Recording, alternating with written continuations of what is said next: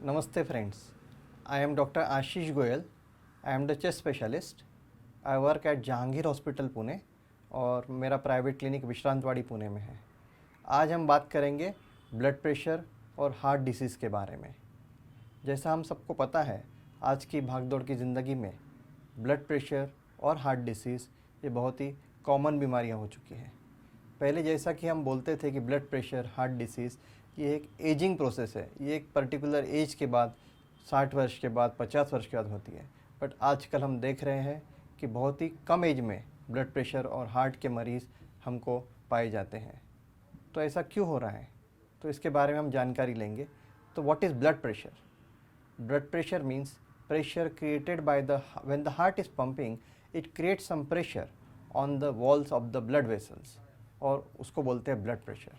तो जैसा कि हमको पता है, नॉर्मली हमारा ब्लड प्रेशर 120/80, मतलब ऊपर का सिस्टोलिक ब्लड प्रेशर इज़ 120 और नीचे का ब्लड प्रेशर जिसको डायस्टोलिक ब्लड प्रेशर बोलते हैं वो 80 रहता है। इसकी अपर लिमिट 140 है और लोअर लिमिट 90 है।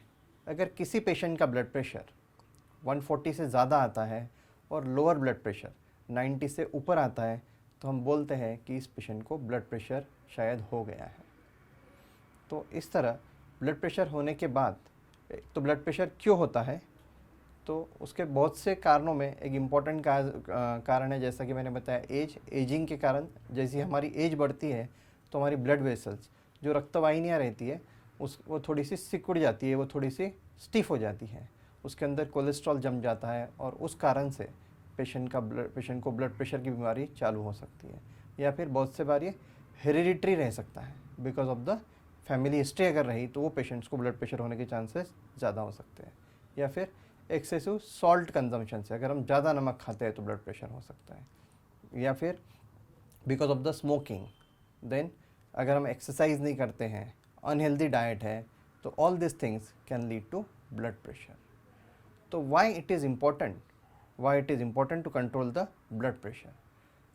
अगर हमारा ब्लड प्रेशर कंट्रोल में नहीं रहेगा तो ये हमारे शरीर के बाकी अवयवों के ऊपर भी परिणाम हो सकता है। जैसे कि इसका परिणाम हार्ट के ऊपर होकर हार्ट अटैक या हार्ट फेल्योर हो सकता है। इसका परिणाम किडनी के ऊपर होकर किडनी फेल्योर हो सकता है। ब्रेन में it can cause stroke, paralysis हो सकता है। और वैसे ही इसका असर हमारे आँखों के ऊपर होकर हमारे आँखों की रोशनी पर भी इसका असर पड़ सकता है। तो इसीलिए ब्लड प्रेशर के अगर हमको कोई सिम्टम्स नहीं भी रहे तो भी हमको ब्लड प्रेशर को कंट्रोल में रखना बहुत ही ज़रूरी है। तो हमको कैसे पता चलेगा कि हमको ब्लड प्रेशर है या नहीं? इसके लिए सबसे इम्पॉर्टेंट है रेगुलर चेकअप। अगर हम रेगुलर चेकअप करते हैं तो हम पता कर सकते हैं कि ब्लड प्रेशर की बीमारी है या नहीं।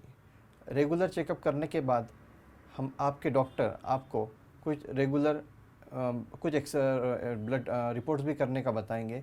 सो all this can decide whether you are having blood pressure और नॉट। एक बार ब्लड प्रेशर की बीमारी डायग्नोज होने के बाद सबसे इम्पॉर्टेंट है control of the blood pressure. वो कंट्रोल करने के लिए आपके डॉक्टर आपको एक्सरसाइज करने का सलाह देंगे, वो हमको रेगुलर करना चाहिए। डाइट कंट्रोल का सलाह देंगे, वो हिसाब से हेल्दी डाइट लेना चाहिए। हमको सॉल्ट रिस्ट्रिक्शन, खाने में नमक की मात्रा कम रखनी चाहिए। और रेगुलर एक्सरसाइज, व्यायाम, योगा, इससे हम ब्लड प्रेशर को कंट्रोल में ला सकते हैं। अगर कोई स्मोकिंग करता है तो उनको स्मोकिंग स्टॉप करना बहुत ही ज़रूरी है ब्लड प्रेशर को कंट्रोल में लाने के लिए। अल्कोहल का सेवन नहीं करना चाहिए। और stress management is also important part of blood pressure control. Stress के कारण भी बहुत से बार हम देखते हैं कि ब्लड प्रेशर बढ़ जाता है। और अगर डॉक्टर ने एडवाइस किया है तो रेगुलर मेडिसिन लेना भी उतना ही ज़रूरी है। बहुत से बार पेशेंट हमको ये बोलते हैं कि डॉक्टर मुझे कुछ तकलीफ़ नहीं है, तो why should I take the blood pressure medicine. But अगर हम ब्लड प्रेशर की मेडिसिन नहीं लेंगे तो बहुत से बार हम देखते हैं कि patient directly can present as intracranial haemorrhage. उनको कहीं से ब्लीडिंग हो सकता है, ब्रेन में ब्लीडिंग करके प्रेजेंट होते हैं, आँखों में ब्लीडिंग हो सकती है, नाक में से, यूरिन में से ब्लड हो सकता है। सो all this can cause, high blood pressure can cause bleeding in the body. और इसके कारण जैसे मैंने बताया बाकी ऑर्गन के ऊपर भी इसका असर पड़ सकता है। तो इसलिए डॉक्टर की सलाह के बाद ब्लड प्रेशर का मेडिसिन लेना और रेगुलर फॉलोअप करना बहुत ही ज़रूरी है। इसी तरह हम देख रहे हैं कि आज की भागदौड़ की ज़िंदगी में हमारी लाइफस्टाइल बहुत चेंज हो गई है। इस कारण से हार्ट की बीमारी, हार्ट अटैक बहुत अर्ली एज में हो रहा है। पहले हम बोलते थे कि heart attack is a disease of old age, but now even in young patients 30, 35, 40 के एज में हम हार्ट अटैक के पेशेंट्स देख रहे हैं। तो what is the heart attack? Heart attack means there is decrease circulation in the heart vessel. Heart की जो रक्तवाहिनियाँ हैं उसके अंदर because of the cholesterol deposition, because of the platelet deposition वो सिकुड़ जाती है और उसके अंदर हार्ट में के वेसल्स में ब्लड फ्लो कम हो जाता है, and that can lead to decrease circulation in the blood vessels which can lead to heart attack.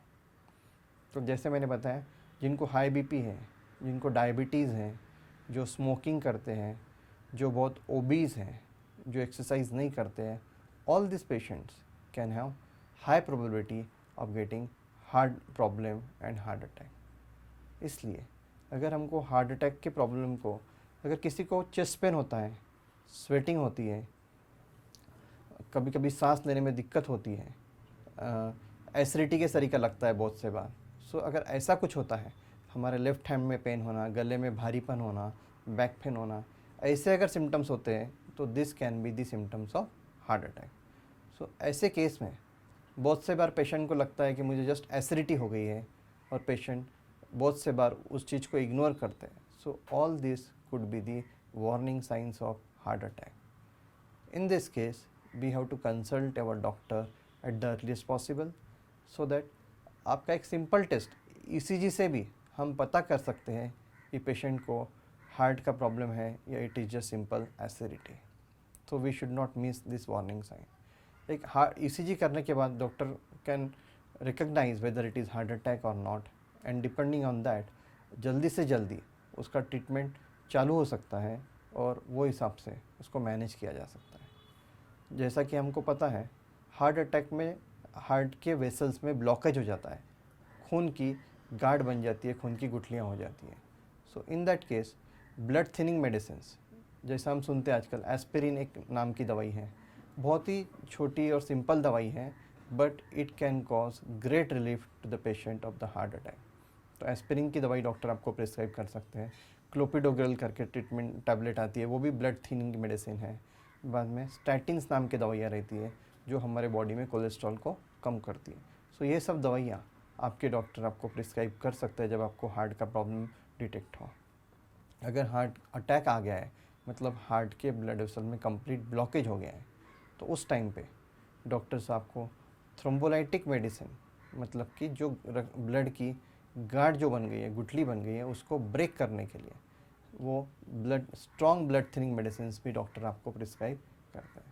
सो ये सब चीज़ें अगर हम अर्ली रिकग्नाइज करें, हार्ट ब्लड प्रेशर, हार्ट का प्रॉब्लम, हार्ट अटैक, डायबिटीज़, ये सब डायग्नोस करने के बाद उसको हम अर्ली से अर्ली ट्रीटमेंट करें, रेगुलर डॉक्टर से फॉलोअप करें, एक्सरसाइज, डाइट, ये सब चीज़ों का अगर हम ध्यान रखें तो हम ये सब बीमारियां, जिसको हम लाइफस्टाइल डिसीज़ भी बोलते हैं, काफ़ी हद तक प्रिवेंट कर सकते हैं। और इससे होने वाली शरीर को जो परमानेंट डैमेज है, जैसे मैंने बताया कि it not only just affect the particular heart, but it affects the other organs of the body, उसको हम प्रिवेंट कर सकते हैं और एक हेल्दी लाइफस्टाइल जग सकते हैं। तो in the and I would say heart attack को, अगर बीपी और हार्ट अटैक अगर ये हमको प्रिवेंट करना है तो हमको डॉक्टर के बताए हुए regular medicine, regular exercise, diet, ये सब के ऊपर ध्यान रखना चाहिए। जैसा कि हम बोलते हैं हेल्थ इज़ वेल्थ। सो जब तक हम अपनी हेल्थ के बारे में जागरूक नहीं रहेंगे, हेल्थ के तरफ अपन ध्यान नहीं देंगे, हेल्थ के एक्सरसाइज नहीं करेंगे, प्रॉपर डाइट नहीं लेंगे, तो ये सब बीमारियां हमको अफेक्ट कर सकती हैं। So take care of your health friend. Thank you.